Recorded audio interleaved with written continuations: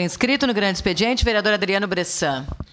Senhor presidente, faço a cedência do espaço para a vereadora Rose Frigieri. Pagar minha dívida.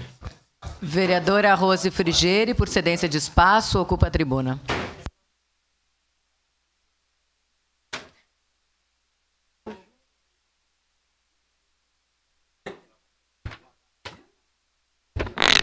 Bom dia a quem nos acompanha. Eu, antes de entrar no espaço, nas preparações que eu fiz hoje, que é sobre 2 projetos de leis meus, que diz diretamente respeito à questão das mulheres, eu quero falar um pouquinho desse debate que está sendo feito aqui, porque ontem nós tivemos uma discussão com bastante debate sobre a questão das mulheres na Câmara de Vereadores, e todos os vereadores se manifestaram em solidariedade. Tanto a questão do que estava sendo feito aqui, a importância da participação. Eu tenho um projeto de lei que fala da importância de mais mulheres na política. Então, este debate que está sendo feito em relação ao deputado federal, eu acho que a gente tem que colocar ele nos devidos lugares. Primeiro que não é em relação à pessoa, o que ele está fazendo, se ele está ajudando a cidade ou não. O que foi julgado foi um descumprimento do partido pelas leis, uma lei impositiva, que, diga-se de passagem, uma lei muito importante das cotas, que não é de mulheres, né? É 30% de um sexo, não pode ser de outro. Pode ser, também não pode ter só 80%, não pode ter 80% de mulheres também. Às vezes a gente diz 30% de mulheres, porque as mulheres são minorias na eleição. Mas é 30%, não pode ter menos de 30% de mais de 70% de um sexo. Então, o que é importante? Eu, na época, eu fui secretária estadual de mulheres do PT, ali na metade da década de 90, e em 96, nós andamos por muitos lugares, inclusive do Brasil, fazendo esse debate da lei das cotas. Se dizia a lei das cotas de mulher, e a lei valeu a partir de 97. Só que essa lei, ela não era obrigatória, ninguém cumpria. Então, em 2009, ou seja, há 15 anos, nós estamos comemorando este ano, 15 anos da lei que obriga não só a ter 30%, mas uma série de outras medidas.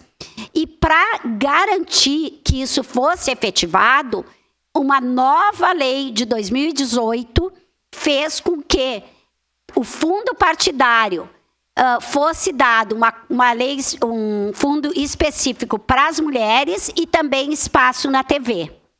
Então, quando a gente está falando de um partido político que descumpriu tudo isso, que recebeu os valores, que recebeu o espaço de acordo com o número de mulheres que tinha, e que tinha uma candidatura que não era realmente uma candidatura, era uma candidatura laranja, isso é que foi julgado. Então, se o deputado faz isso, aquilo, e mais, é importante que tenha sido provocado.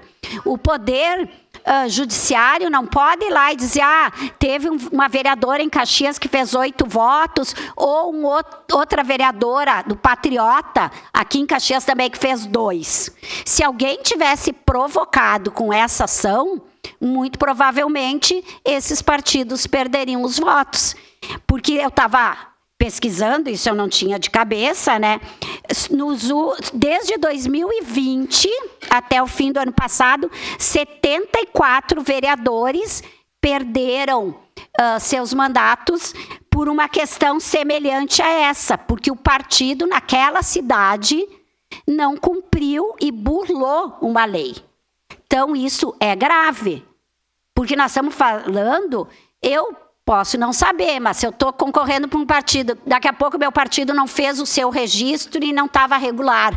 Óbvio que eu, por melhor que eu seja, por melhor tenha sido o meu mandato, eu vou ser cassada, porque eu estou em desacordo com a lei eleitoral. Então, é esse o debate que está sendo feito. Peço uma parte. Eu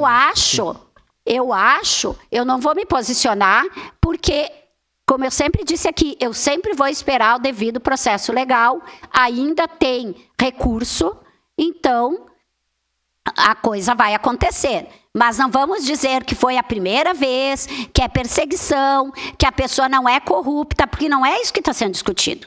Tem outros tipos de cassação, de punição, que não é só corrupção, lavagem de dinheiro, dinheiro escondido e tal. É outra discussão. Então, a gente não pode, agora, sob pena de estar desviando todo o debate, fazer toda uma lógica e inverter o que está em debate no TRE, aqui do RS, que foi provocado por um candidato a deputado estadual, federal, que não se elegeu e que agora vai assumir caso se concretize esta decisão. Quem pediu uma parte? Rapidinho, então, que eu tenho que entrar no outro tema. Fantinel e o vereador. Obrigado, vereadora Rose. Eu até entendi a explanação da senhora e não vou dizer que não seja correta, mas quando que existe a palavra obrigação, para mim já não me soa mais democrático. Obrigar. Daqui a pouco, se continua do jeito que está indo, então vai sair uma lei que não, a candidata, a mulher é obrigada a fazer 100 votos, porque se ela não fizer 100 votos, caça toda a chapa. Então essa palavra obrigar, ela assusta tanto o partido quanto as mulheres que vão participar. Porque a senhora sabe que as mulheres, infelizmente, ainda são poucas que querem entrar na política. E se a gente quer, como eu quero, a senhora quer, incentivar as mulheres a entrar na política, nós não podemos fazer elas entender que, se tu não fizer tantos votos, a chapa inteira vai cair. Tá. Isso é complicado. Obrigado, vereador. Vereador, mas eu não conheço o processo, porque me parece até que ele correu em segredo de justiça. Mas esse é um indício. Foram apuradas várias provas. Ali, ontem saiu, foi investido R$200 nessa candidatura. Então, não é só porque não fez voto. Parece que essa pessoa estava, inclusive, nas redes chamando voto por outra pessoa. Né? Então, tem vários indícios. E a lei obriga, porque se uma lei não obrigar, ela não é lei. E se o partido não tem mulheres para concorrer, só diminui o número de homens candidatos. Mas não bota pessoas que não vão fazer campanha ou vão chamar voto para burlar a lei. Essa é a minha opinião sobre qualquer lei, até porque eu sou da área do direito e nós aqui todos, como legisladores, entendemos isso, porque a lei precisa obrigar. Vereador Petrini. Vereadora Rose, bem rapidamente, a gente não pode deixar passar batido. Tenho respeito com o deputado Maurício Marcon, mas aqui se trata de partido. Então a gente tem que saber onde a gente está. Tem muitos candidatos que na hora de pensar na sua candidatura, eles migram de partido para partido e acabam não sabendo onde estão, ou para ter algum aproveito eleitoral, acabam caindo num caso desse. Não sei se participou, não participou, mas esse caso do Podemos se preocupou tanto com o Partido dos Trabalhadores, que não é o meu partido, que acabou se atrapalhando com o seu próprio partido. E agora vem a conta. Quem perde é a cidade de Caxias do Sul, porque acaba ficando sem emenda, que eu tenho acompanhado o deputado que poderia mandar emenda para a saúde pública, mas vai pagar porque o partido não teve a responsabilidade e colocou uma candidata laranja sim, porque ela fez campanha descaradamente para o Maurício de Zedric, e está lá. Então a gente tem que assumir, não sei se o deputado vai ser cassado ou não, tomara que não, porque quem perde é a cidade de Caxias do Sul, mas o Podemos, que tanto entrega e fala na ética, cuidou demais o partido dos outros, não cuidou do seu partido. Obrigada, vereador, é isso, né? Então, agora eu vou entrar no tema que eu tinha preparado, porque agora no dia 22, segunda próxima, fruto da lei que foi apresentada aqui, nunca vou cansar de juntar as pontas nessa lei, que foi os 80 anos da explosão de mulheres trabalhadoras numa empresa apresentada por uma aluna. Hoje nós tivemos visitas de escola aqui no projeto, vereadora por um dia, né, vereadora Marisol, estava à frente naquele ano, que foi apresentado, e nós resgatamos o projeto, fizemos e todos nós, com a ajuda de vocês, de todos meus colegas aqui, vereadores, aprovamos essa lei.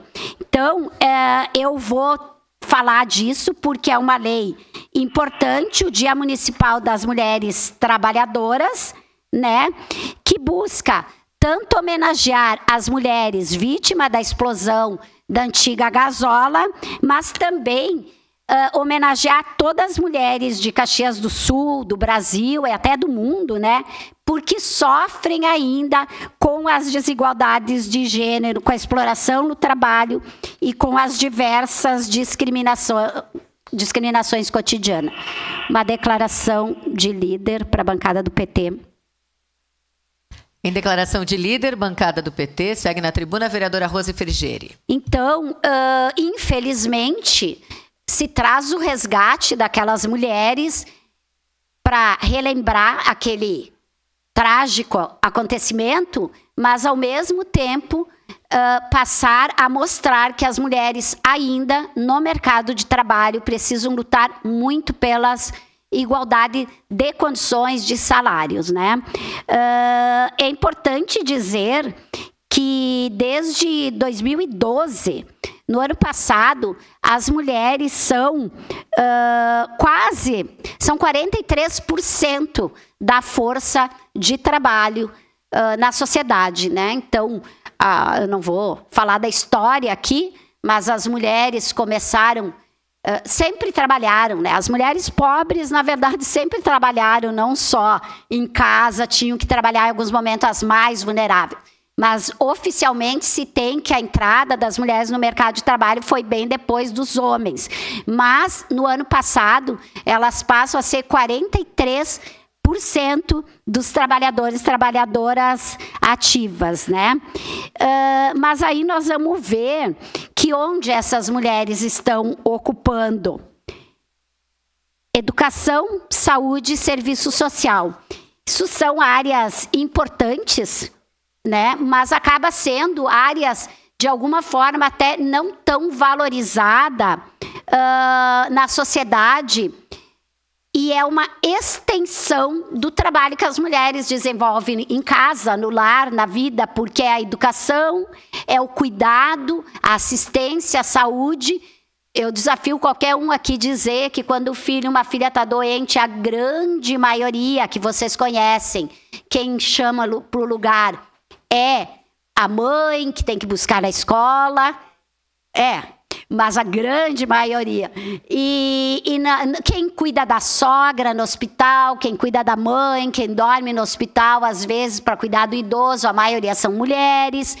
Então, a gente sabe que é uma extensão do cuidado dos idosos, das crianças, dos doentes, né? E isso nós já fizemos um debate, se eu não me engano, em 2022, que era uma apresentação. Eu lembro que tinha uma secretária de mulheres do governo do estado, que era das finanças, se eu não me engano, e ela colocou ali, e tinha um levantamento. A maioria das secretárias de educação, assistência e saúde são mulheres, mas de transporte, de obras, de finanças, de urbanismo, não tem tantas assim. Isto também é uma luta que, embora no mercado de trabalho, ainda não tão igual. E a outra lei, que eu vou tentar falar rapidamente, é uma outra lei que foi... Não, na verdade, não é uma lei, mas que é os desafios para o mercado, para o trabalho invisível, que é aquele trabalho de dentro de casa, que, infelizmente, é um trabalho invisível. Esse trabalho só é visto quando ele não é feito. Duvido que alguém vai chegar na casa de alguém e vai dizer assim, fui na pia da pessoa, não tinha nenhuma louça. Agora, se a louça estiver desse jeito, nós vamos reparar. Mesma coisa o lixo, né? Então, é um trabalho invisível. A mesma coisa é essa questão da subrepresentação em cargos de liderança. A gente vê assim...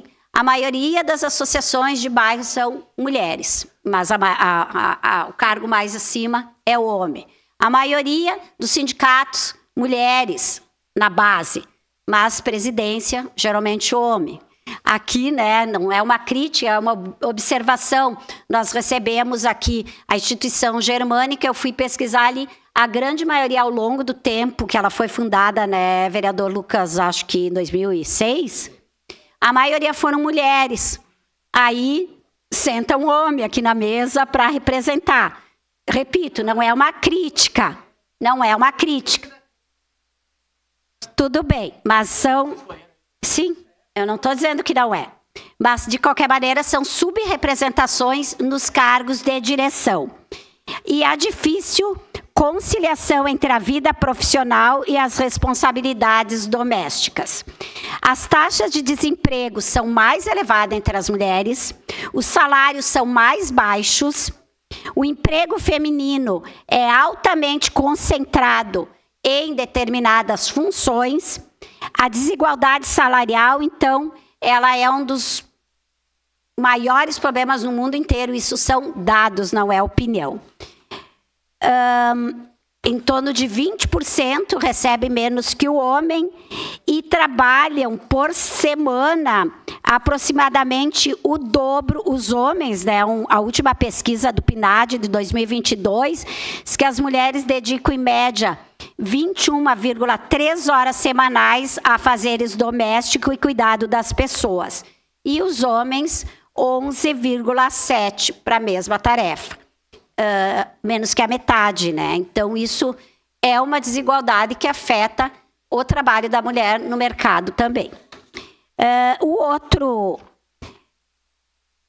projeto que eu queria falar aqui, porque eu não vou conseguir passar todos esses slides, é a questão de um projeto de decreto legislativo que está tramitando aqui nessa casa, que institui a medalha Mulheres Invisíveis.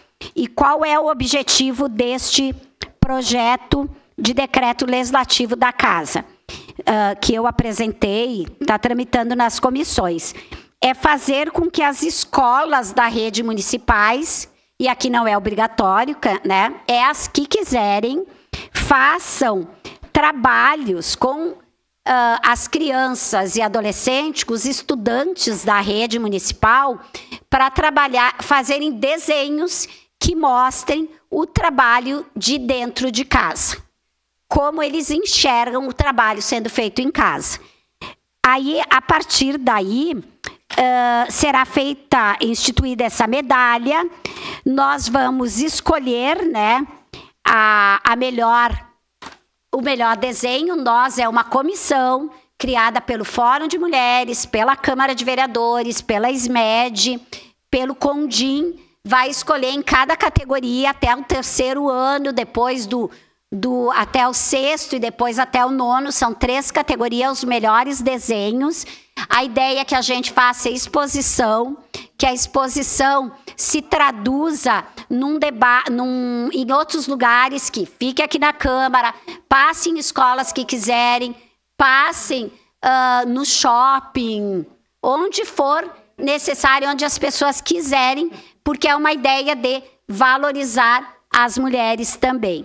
Então, eu achei importante colocar nesse debate esses 2 projetos, porque em cima de toda a discussão que a gente tem feito nessa casa, da valorização da mulher, a gente não trabalha só a questão da violência contra as mulheres, que é o tema, né, vereadora Marisol, estou falando contigo porque da Penha, a única que está aqui, né?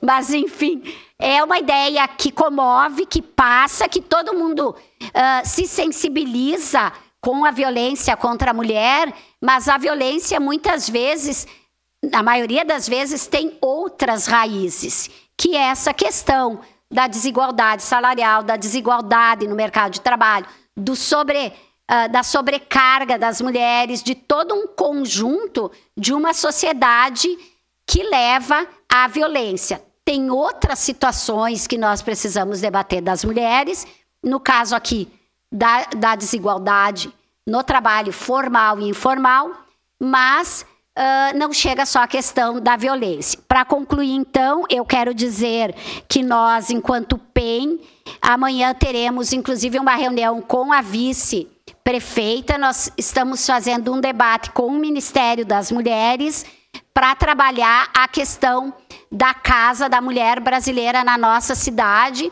Nós já temos feito debates bastante avançados na sociedade, nos órgãos, né? Deveremos fazer uma visita à Casa da Mulher Brasileira em Curitiba para conhecer como funciona, mas é uma luta importante que a PEN vai assumir este ano para trazer para a nossa cidade esta casa, esse espaço para as mulheres vítimas de violência. Obrigada. Próximo vereador